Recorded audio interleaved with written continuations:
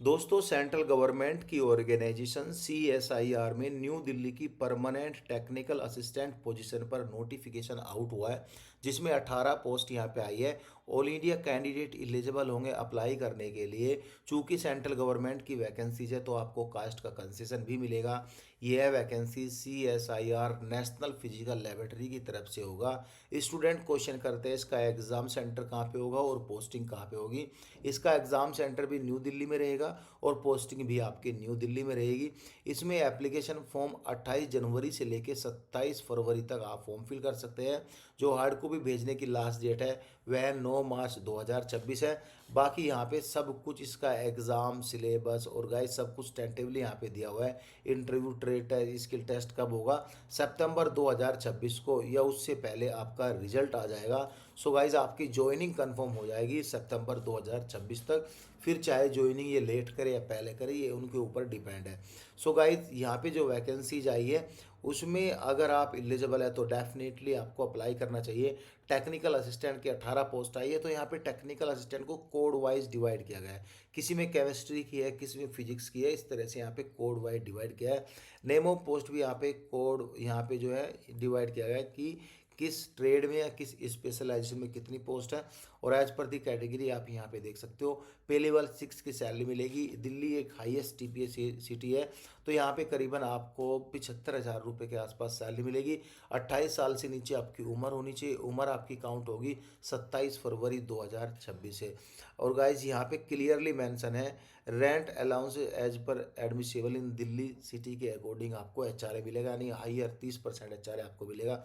अब यहाँ पे बात करेंगे मिनिमम एजुकेशन क्वालिफिकेशन, बाकी डिटेल आपको मैंने ऊपर बता दिया है। यहाँ पे जैसे देखो TA1 टेक मैकेनिकल इंजीनियर के लिए है, बाकी TA2 इलेक्ट्रॉनिक एंड इलेक्ट्रिकल के लिए है, एंड सिविल इंजीनियर के लिए, ऐसे करके यहाँ पे यानी फिजिक्स से और गाइज केमिस्ट्री, इस तरह से वैकेंसीज आई है। सो गाइज यहाँ पे जो क्वालिफिकेशन है ऑलमोस्ट सेम ही रहने वाला है, लेकिन यहाँ पे स्पेशलाइजेशन आपका चेंज हो जाएगा। मैं एक एग्जांपल आपको देता हूँ। जैसे यहाँ पे मांगा है डिप्लोमा इन मैकेनिकल, एटलीस्ट 3 साल का आपका डिप्लोमा होना चाहिए। डिप्लोमा में 60% नंबर होने चाहिए और 2 साल का एक्सपीरियंस आपका होना चाहिए। अगर आपके पास ये नहीं है, डिप्लोमा है मैकेनिकल इंजीनियरिंग का, 2 साल का एक्सपीरियंस है, या फिर कोई lateral admission in diploma course में आपने किया है जो 2 साल का होता है, उसमें भी 60% है, तो आप यहाँ पे एलिजिबल है अप्लाई करने के लिए। सेम कंडीशन यहाँ पे इलेक्ट्रॉनिक इलेक्ट्रिकल, इलेक्ट्रॉनिक कम्युनिकेशन या इंस्ट्रूमेंटेशन इंजीनियरिंग के लिए एप्लीकेबल होती है।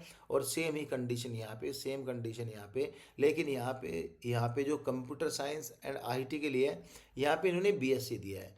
यहाँ पे एक और कंडीशन को ऐड कर दिया कि अगर आपने BSc कंप्यूटर साइंस में 60% नंबर से ऊपर नंबर है और गाइज 1 साल का वर्किंग एक्सपीरियंस है किसी भी प्राइवेट इंस्टीट्यूशन में, तो आप एलिजिबल है अप्लाई करने के लिए।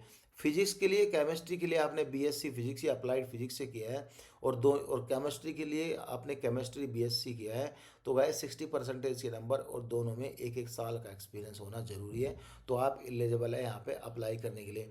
बेनिफिट आपको DA मिलेगा, HRA मिलेगा, TA मिलेगा, एज पर CSIR आपको यहाँ पे सब कुछ मिलेगा। सो गाइस जनरल कंडीशन में यहाँ पे लिखा है इंडियन सिटीजन एलिजिबल अप्लाई करने के लिए, और इसमें सेंट्रल गवर्नमेंट में एज का कंसेशन मिलेगा।